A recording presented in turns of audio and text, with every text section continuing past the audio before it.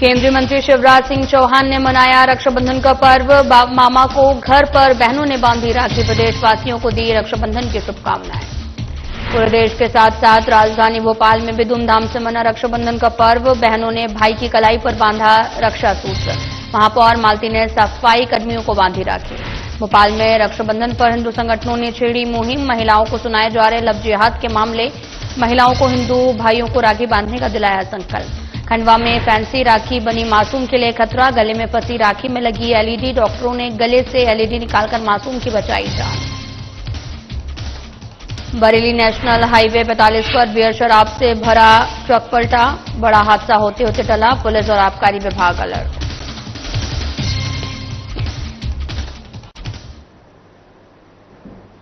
नमस्कार, मैं हूं आपके साथ अंकिता पाल। बुलेटिन की शुरुआत करते हैं। पूर्व सीएम शिवराज सिंह चौहान ने शनिवार को रक्षाबंधन के अवसर पर अपनी मामा के घर पर विशेष आयोजन किया है। इस मौके पर उन्होंने प्रदेश भर से आई हुई बहनों को आमंत्रित किया। बड़ी संख्या में पहुंची बहनों ने शिवराज सिंह चौहान की कलाई पर राखी बांधी और उनके दीर्घायु और खुशहाल जीवन की कामना की है। राखी बंधवाने के बाद शिवराज सिंह चौहान ने सभी बहनों को मिठाई खिलाई और उपहार स्वरूप साड़ी और अन्य वस्तुएं भेंट की। उन्होंने कहा कि रक्षाबंधन भाई बहन के पवित्र प्रेम और विश्वास का प्रतीक है। ये त्योहार समाज में आपसी अपनापन बढ़ाता है और इस अवसर पर माहौल भावुक और पारिवारिक रहा, जहां पर बहनों ने पारंपरिक गीत गाए, एक दूसरे को त्योहार की शुभकामनाएं दी। बहनों की सेवा देवी की पूजा है और आज बहन नहीं देवी ही आई है साक्षात। मैं प्रसन्न हूं और मन में एक ही संकल्प है कि बहनों के सशक्तिकरण के लिए, उनकी जिंदगी बेहतर बनाने के लिए जब तक सांस चलेगी काम करता रहूंगा। तो वहीं देश भर में आज भाई बहनों का पावन त्योहार रक्षाबंधन मनाया जा रहा है, जहां घर घर अब बहनें जो हैं वो अपने भाइयों के कलाई पर रक्षा सूत्र बांध रही हैं। और राजधानी भोपाल में महापौर मालती राय ने सफाई कर्मियों को राखी बांधकर मुंह मीठा कराने के साथ रक्षाबंधन का त्योहार मनाया है। आपको बताते चलें कि इस दौरान मालती राय ने लोगों से अपील करते हुए कहा कि जिस प्रकार से हम सभी आज घरों में रक्षाबंधन का त्योहार मना रहे हैं, ठीक उसी तरह से हमारे घर के सामने सफाई कर्मियों के साथ भी रक्षाबंधन का त्योहार मनाएं, जो शहर को स्वच्छ रखने के लिए दिन रात मेहनत करते हैं।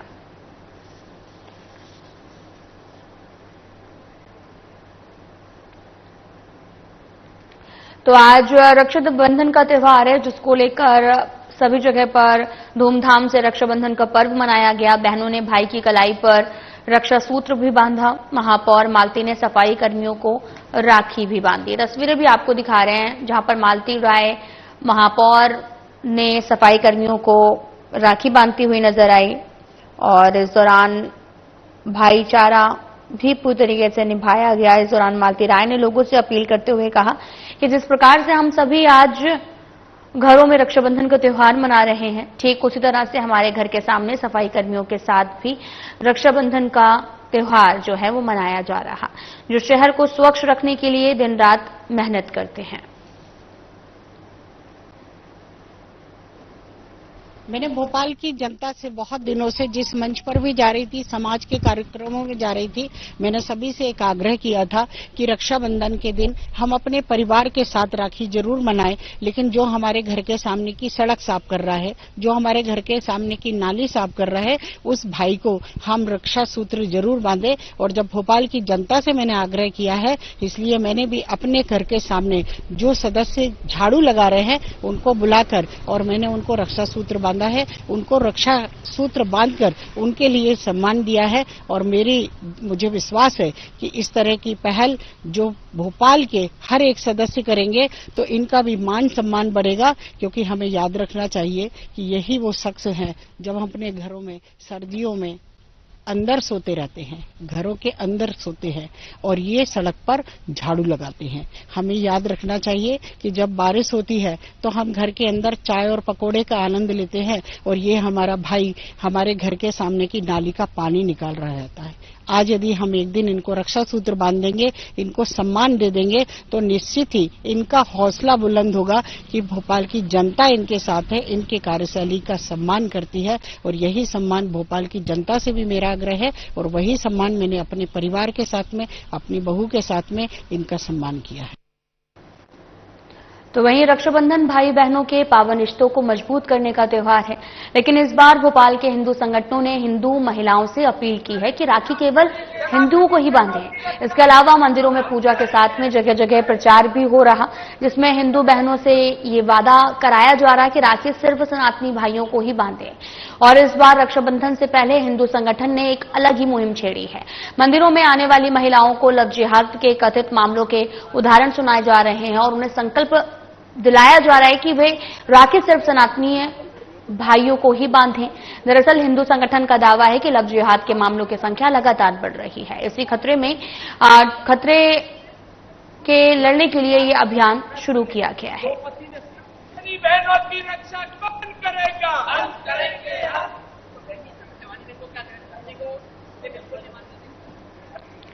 आपको तस्वीरें दिखा रहे हैं जहां पर रक्षाबंधन पर एक अनोखी पहल और एक मुहिम जो है वो देखने को मिली। रक्षाबंधन पर हिंदू संगठनों ने इस मुहिम को छेड़ा है, जहां पर महिलाओं को लव जिहाद के मामले जो हैं वो सुनाए जा रहे हैं। महिलाओं को, हिंदुओं को राखी बांधने की संकल्प जो है वो दिलाया गया है और साथ ही राखी केवल सनातन की कलाई पर ही बंधनी चाहिए, ऐसे हाथ में साइन बोर्ड लिए हुए लोग खड़े रहे और बहनों को जो है वो इस मुहिम से जोड़ा गया। और तस्वीरें भी आपको दिखा रहे लगातार, जो कि भोपाल से हैं, जहां पर हिंदू संगठन की तरफ से ये पहल की गई है। हिंदू महिलाओं से भी अपील की गई है कि रक्षाबंधन धूमधाम से मनाएं और सिर्फ सनातनी की कलाई पर ही राखी बांधें। साथ ही आपको यह भी बताते चलें कि मंदिरों में आने वाली महिलाओं को भी लव जिहाद की कथित मामलों को बताया जा रहा है, उदाहरण सुनाए जा रहे हैं और उन्हें संकल्प दिलाया जा रहा है कि वे राखी सिर्फ सनातनी भाइयों को ही बांधें। हमारी सनातनी बहनों को जागरूक कर रहा है कि रक्षाबंधन का त्योहार सिर्फ सनातनी भाई के साथ, सनातनी भाई की ही कलाई पर आप रक्षा सूत्र बांधे, जिससे कि वो जिहाद की घटना कभी नहीं करेगा। ये वही हिंदुस्तान है जहां पर कि युवा बहन और युवा भाई एक पलंग पर पवित्रता के साथ रात्रि विश्राम करते हैं। यहां हम जागरूक करने का प्रयास कर रहे हैं। दिल्ली की घटना आपके सामने है, जिसमें कि बहन ने रक्षा सूत्र बांधकर उस मुस्लिम युवक को भाई बनाया था, किंतु उसने अपनी जिहादी मानसिकता दिखाकर 6 मंजिल से उसको नीचे फेंक दिया। तो जिनके घर में चाचा की लड़की से विवाह हो सकता है, जिनके घर में हलाला हो सकता है, वो हमारा सनातनी, वो मुस्लिम जिहादी कभी हमारा भाई नहीं हो सकता। खंडवा में माता चौक निवासी मनीष पटेल का 1 साल का बेटा रक्षित खेलते खेलते फैंसी राखी के अंदर लगी एलईडी निकालकर मुंह में डाल बैठा और कुछ ही देर बाद में उसकी तबीयत बिगड़ने लगी और साथ ही लगातार उल्टियां करने लगा। परिजनों ने बच्चे को अस्पताल में भर्ती कराया। वहीं ड्यूटी पर मौजूद डॉक्टर महबूब ने तुरंत उपचार कर बच्चे के गले में फंसी एलईडी निकालकर उसकी जान बचाई है।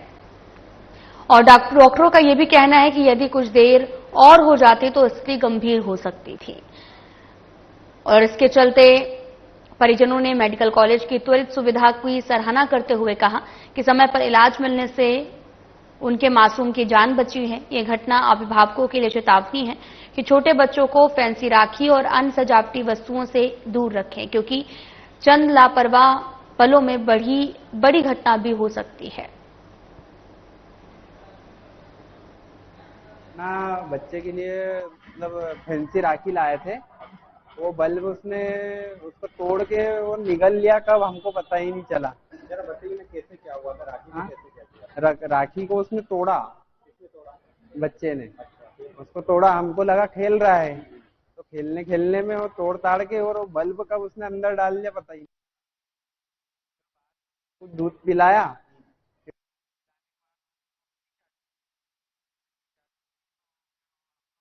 फिर उसके बाद लेके आए उसको अस्पताल सीधा। तो यहाँ पे भी उल्टियाँ हुई और डॉक्टर साहब ने, जो यहाँ के स्टाफ और जो डॉक्टर साहब ने मेहनत करी और उसको और उल्टियाँ करवाई और बच्चे का जो बल्ब था वो बाहर आ गया। 10 के लगभग इमरजेंसी में रक्षित पिता नाम मनीष बच्चा आया था एकदम से उल्टी करते हुए। तो वो घबराए हुए आए थे और उन्होंने ये शिकायत की कि बच्चे एकदम से उल्टी कर रहा है, दूध पिलाने के बाद से उल्टी कर रहा है। जब हमने उसका एग्जामिनेशन वगैरह करा और देखा कि उसको कोई और फाइंडिंग नहीं थी, अचानक से उल्टियां हो रही थी। तो जब हमने उसका एक्सरे वगैरह करा तो उसमें कुछ फॉरेन बॉडी टाइप का हमें दिखा। तो फिर हमारे प्रयास से उसको, जो हम लोग प्रयास करते हैं, बैक थ्रस्ट वगैरह देते हैं, सीपीआर, उससे जो बच्चे से निकला, गले से अचानक से निकाला, तो वो एलईडी बल्ब निकला था, जो कि राखी में, जो आजकल अभी रक्षाबंधन चल रहा है तो राखी में भी एलईडी बल्ब लगे रहते हैं, तो वही बच्चे को राखी दी थी, उसमें से उसने वो निकल लिया था, जिस कारणवश उसके लिए ये समस्या हो रही थी।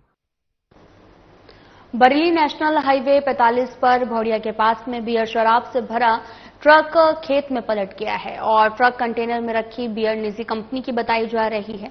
ट्रक भोपाल से जबलपुर जा रहा था, अनियंत्रित होना कारण भी ट्रक पलटने की बात बताई जा रही है। और हादसे के बाद बरेली आबकारी विभाग ने सुरक्षा की कमान संभाली है और उप निरीक्षक राजेश विश्वकर्मा भी मौके पर मौजूद रहे।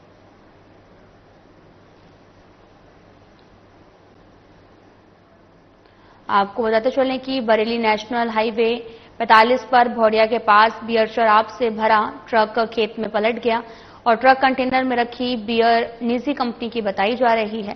साथ ही ट्रक भोपाल से जबलपुर जा रहा था, अनियंत्रित होना कारण बताया गया है।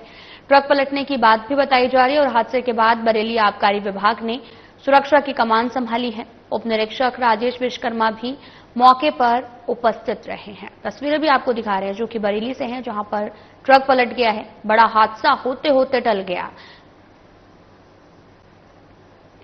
स्वतंत्रता दिवस पर स्वदेशी भावना को बढ़ावा देने के लिए एक विशेष अभियान की घोषणा की गई है, जो खासतौर पर किसान आधारित उत्पादों को बढ़ावा देगा।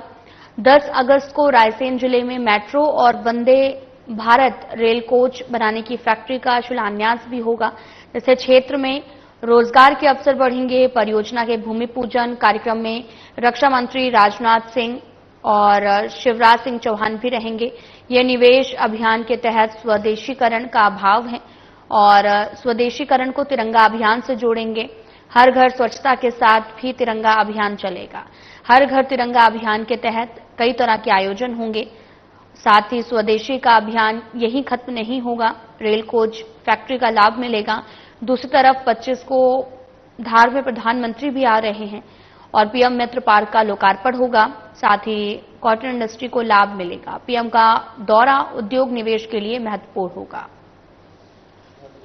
के आधार पर विशेष media campaign, Doordarshan, Akashvani, FM, social media, दीवार लेखन, होर्डिंग, क्विज कराना, ऐसे कई प्रकार के मेला, संस्कृति, खेल, राजनीतिक से संबंधित प्रमुख हस्तियों के माध्यम से अपना जब झंडा वंदन करने प्रभारी मंत्री जाएंगे तो ये इसी अभियान का एक विस्तारीकरण रूप रहेगा।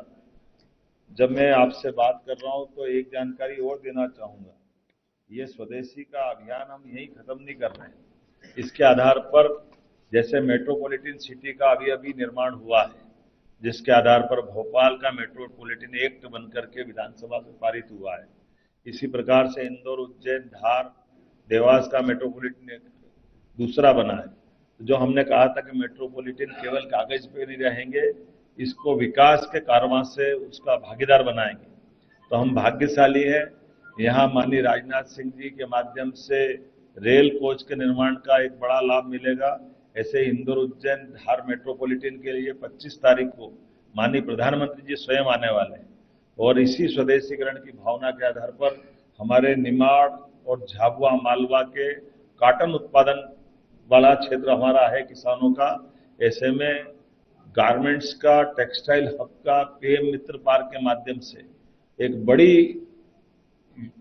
आधारशिला रखने वाले माननीय प्रधानमंत्री जी, जो लगभग 2000 करोड़ से बड़ी परियोजना, जिसमें 1 लाख से ज्यादा लोगों को रोजगार मिलेगा, जहां कॉटन से धागा, धागे से कपड़ा, कपड़े से रेडीमेड गारमेंट सहित विदेश में भी कपड़े निर्यात किए जा सकेंगे।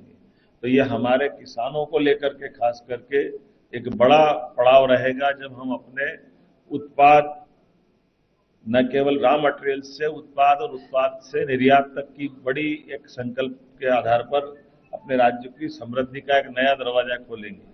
तो मैं आपके माध्यम से ये बधाई देना चाहता हूं कि अभी इसी साल 25-25 में जब हमने जीआईएस की थी और जीआईएस के करते करते जो कहा था कि हम अपने राज्य के अंदर लगातार उद्योग संवर्धन का, औद्योगिक इकाइयों की स्थापना का, सरकारी और गैर सरकारी सभी क्षेत्रों में जिस प्रकार से देश के अंदर हमने माहौल बनाया, विदेश से भी लोगों को आमंत्रित किया।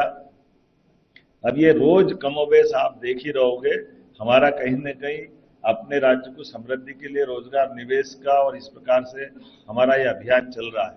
तो जो कार्यक्रम होगा 25 तारीख को, ये वाकई अद्भुत कार्यक्रम होने वाला है, जिसमें माननीय प्रधानमंत्री जी पधारेंगे और उनका दौरा हमारे लिए उद्योग निवेश की दृष्टि से बहुत महत्वपूर्ण कदम रहेगा। इसी के साथ साथ हमारे लिए और भी भविष्य के और कुछ कार्यक्रम लिए, जैसे हमारी 14 अगस्त के दिन और आज 2 अपनी और महत्वपूर्ण तिथियां। अब यहां से निकल करके मैं नरसिंहगढ़ में लाडली बहनों के लिए अपनी इस माह की रकम डालने वाला हूं, जो 1250 रुपया हमारी लाडली बहनों की राशि रहेगी। साथ ही साथ रक्षाबंधन के अवसर पर 250 रुपया अतिरिक्त रूप से हमारी सारी 1,27,00,000 बहनों के खाते में अलग से देने वाले हैं। इस गिफ्ट के माध्यम से बहनें अपने लिए साड़ी खरीदे, कोई उपहार लाए, वो अपने जीवन में, क्योंकि इतनी बड़ी संख्या है तो उनको अपन बहनों को समर्पित ये सरकार की भावना भी है। और ये एक तरह से इस सावन के महीने का हमारा बड़ा संकल्प भी दिखा रहा है। और इसी के तुरंत बाद, जब दिवाली के तुरंत बाद भाई दूज का पर्व आएगा, तो 1,500 रुपया महीना हम रेगुलर रूप से हर महीने हमारी सभी लाडली बहनों के खाते में डालना प्रारंभ कर देंगे। राज्य विधानसभा सत्र में ओबीसी आरक्षण और आदिवासियों के अधिकारों पर चर्चा की मांग को लेकर विपक्षी नेता सिंघार ने सरकार पर जमकर निशाना साधा है और साथ ही सिंघार ने यह भी कहा कि सरकार इन मुद्दों पर चर्चा नहीं करना चाहती है, खासकर आदिवासी अधिकारों और जंगल की रक्षा मामलों में। उनका आरोप है कि कुछ लोग फॉरेस्ट अधिकारियों के साथ मिलकर जंगलों की कटाई करवा रहे हैं। इसके अलावा सिंघार ने मेट्रोपॉलिटन सिटी परियोजना पर सवाल भी उठाए हैं, जिसमें लाखों हेक्टेयर जमीन प्रभावित होगी, जिसमें किसानों को नुकसान होगा। उन्होंने स्टाम्प ड्यूटी और सरकार के कर्ज पर भी चिंता जताई है। साथ ही स्मार्ट मेट्रो का ठेका अडानी को देने की तैयारी पर भी सवाल खड़ा किया। सिंघार ने आरोप लगाया कि मुख्यमंत्री सदन में मौजूद नहीं रहे और सत्र की अवधि बढ़ाने के बजाय सरकार इसे टाल रही है। उन्होंने पुलिसिया शासन और चंबल में डकैती अधिनियम खत्म करने की मांग की है।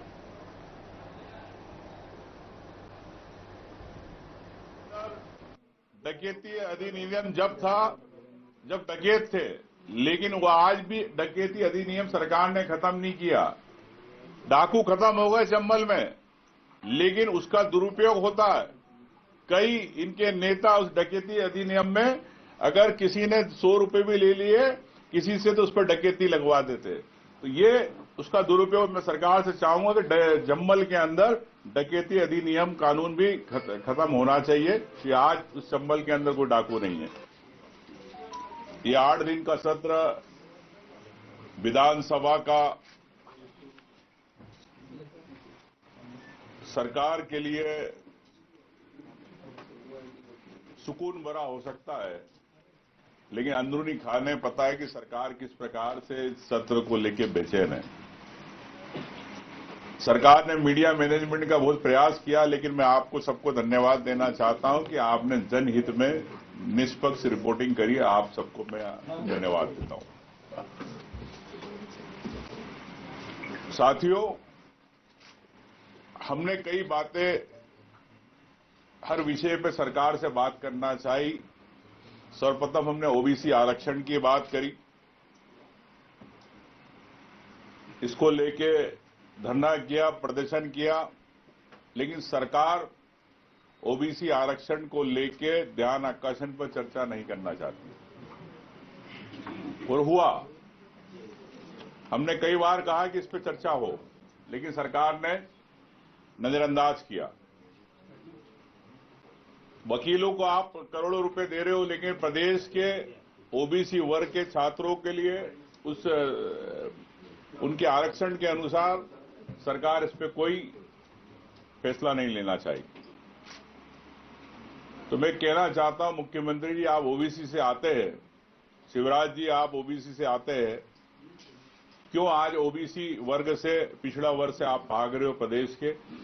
ये बड़े आश्चर्य की बात है, इस पे सरकार को जवाब देना चाहिए। हमने बात करी वन अधिकार के पट्टों की, सरकार को चिताया, स्थगन दिया। एक तरफ कैलाश विजयवर्गीय आरोप लगा रहे थे कि आदिवासियों की बात नहीं करना चाह रही विपक्ष। हम जब बात करना चाहते थे जब आप हल्ला करते थे, आप चाइना और पाकिस्तान के दलाल बताते थे विधायकों को। तो मैं समझता हूं कि गंभीर विषयों पर किस प्रकार से सरकार के मंत्रियों ने ध्यान भटकाने की कोशिश करी, लेकिन कांग्रेस पार्टी के सब विधायक अपने मुद्दों पर अडिग रहे।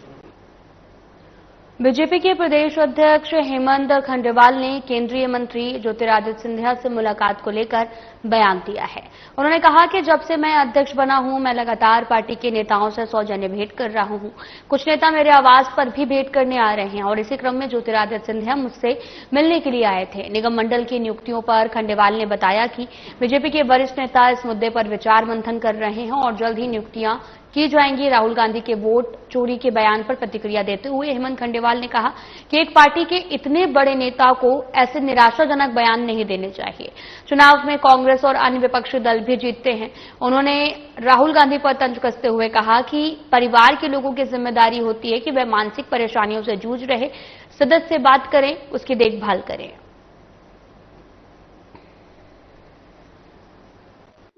एक विपक्ष के नेता का इस तरह का गैर जिम्मेदाराना बयान पूरे देश के लिए एक निराशा की बात है कि इतने बड़े पद पर रहते हुए व्यक्ति इस तरह के बयान देता है जिसका कोई तथ्य नहीं, कुछ नहीं। कई जगह कांग्रेस भी चुनाव जीती, हमारा विरोध करने वाले भी जीते। मैं समझता हूँ इतने बड़े नेता को इतना गैर जिम्मेदारान रूप से नहीं बोलना चाहिए। मतलब तो ये हुआ ना कि राहुल गांधी जो बोल रहे हैं कि कांग्रेस की सरकार जा जाती वो भी चोरी से बची। अब मैं क्या बोलूं, इतने बड़े नेता पे मैं कभी भी कोई घर में अगर किसी की कोई दिक्कत आती है, कोई बीमार होता है मानसिक रूप से, तो परिवार को चिंता करनी चाहिए। तो मुझे तो लगता है कि कांग्रेस के लोगों को उनकी चिंता करना चाहिए कि आखिर वो इस तरह के बयान क्यों दे रहे हैं। सब लोगों ने, उनके परिवार का मामला है कि एक गैर जिम्मेदाराना इतना बड़ा नेता इस तरह के बयान क्यों दे रहा है। तो पूरे कांग्रेस परिवार को चिंता करके उनसे बात करनी चाहिए।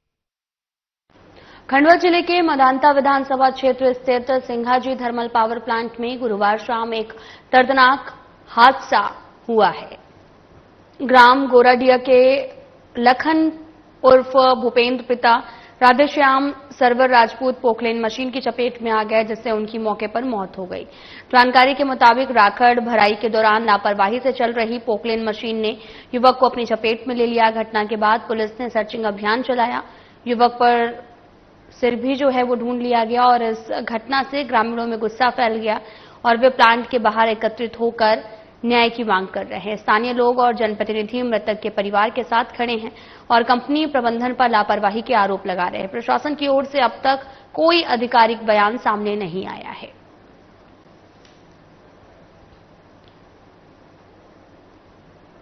खंडवा के बोरखेड़ा कला और चिचखेड़ा गांव के 200 से भी ज्यादा ग्रामीणों ने कलेक्ट्रेट पहुंचकर राशन नहीं मिलने की शिकायत की है। उनका आरोप है कि उन्हें सरकार द्वारा दिए जाने वाला 3 महीने के मुफ्त राशन का वितरण नहीं किया जा रहा है और ग्रामीणों का कहना है कि वे वाकई में कई बार राशन की दुकान पर गए हैं, लेकिन दुकानदार उन्हें बहाने बनाकर बिना राशन दिए वापस लौटा देता है। इससे ना उनका जीवन संकट में पड़ गया है क्योंकि वे इस राशन पर निर्भर हैं। शिकायत के बाद फूड विभाग के अधिकारी गांव पहुंचे, मामले की जांच शुरू कर दी। जिला खाद्य अधिकारी अरुण तिवारी ने बताया कि विभाग ने एक टीम भेजी है जो इस बात की जांच कर रही है कि राशन वितरण में क्या गड़बड़ी हुई है। उन्होंने आश्वासन दिया कि ग्रामीणों को राशन दिया जाएगा और दोषी सेल्समैन के खिलाफ कार्रवाई भी की जाएगी। और चिचखेड़ा पंचायत है और गल्ला वहीं पर मिलता है और 3 महीने से हमको राशन नहीं मिला है और वो 3 महीने से गुमराह करते जा कि बोले आज देता हूँ, कल देता हूँ, और अभी तक गल्ला नहीं दिया उसने। और 3 महीने के ऊँटे लगा लिए हैं और हर महीने आता था, ऊँटे लगा कर चले जाता था, गल्ला हमको दे देता था।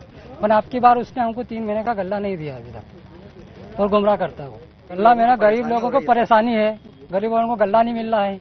ये त्योहार सामने है, परेशानी है।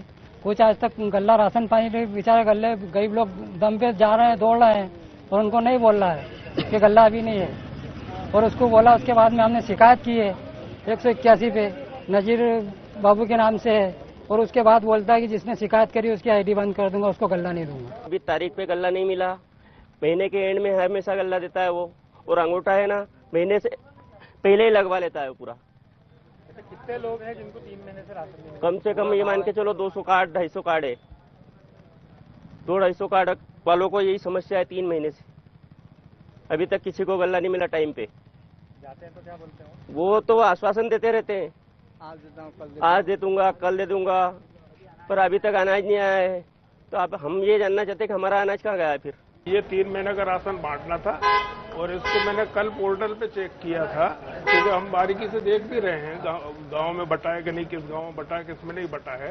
तो दुकान में 2 गांव है, 2 में से एक ये चीज वाले गांव को नहीं बटा था, तो मैंने सवेरे ही रोहित देवल को वहाँ जांच के लिए भेजा है, और क्यों नहीं बटा उसकी जांच करके वो रिपोर्ट देगा। अगर सेल्समैन की फिलहाल बुलेटिन में इतना ही। नमस्कार।